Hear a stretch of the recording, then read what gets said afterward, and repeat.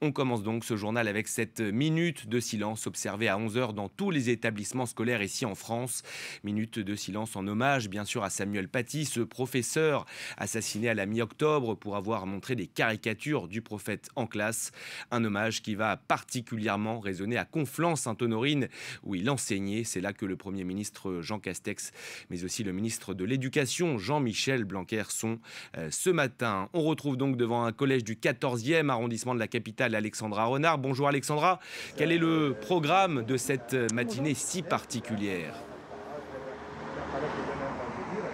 Effectivement, au moment où nous nous parlons, la minute du silence est en cours dans toutes les classes de ce collège, mais aussi dans toute la France, face à 12 millions d'élèves. Alors c'est une rentrée pour le moins particulière. Le contexte est lourd, il est tendu. Vous le savez, le plan Vigipirate a été élevé au niveau attentat. Les mesures sanitaires sont renforcées au maximum puisque la pandémie enfle en France. Et puis, vous l'avez dit, aujourd'hui, c'est une journée particulière en hommage à Samuel Paty. C'est ce professeur d'histoire-géographie qui a été assassiné le 16 octobre. C'était le soir juste avant les vacances d'automne. Il a été assassiné pour avoir montré des caricatures du prophète, des caricatures qui sont parues dans la presse et qu'il a utilisées pour illustrer un cours d'instruction civique et morale. Et donc, au moment où nous nous parlons, cette minute du silence est observée à l'intérieur des classes. Les professeurs ont pour consigne d'avoir lu au préalable une lettre de Jean Jaurès aux instituteurs et aux institutrices. Il a été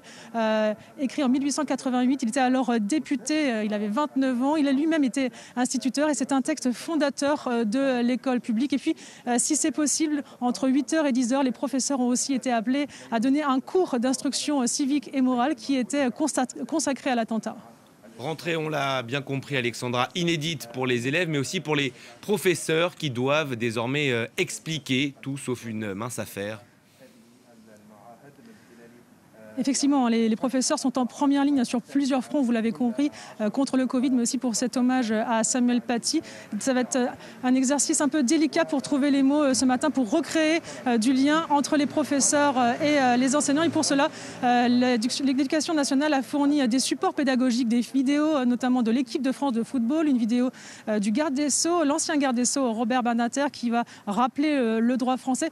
L'objectif, c'est de revenir évidemment sur la liberté d'expression, la liberté de croire ou de ne pas croire sans pression en France. C'est ce matin que tous ces mots vont être prononcés dans les classes de France. L'objectif, effectivement, c'est de rappeler l'importance de la laïcité en France. Alexandra Renard devant le collège Alberto Giacometti du 14e arrondissement de la capitale. Merci beaucoup Alexandra pour ces toutes dernières précisions.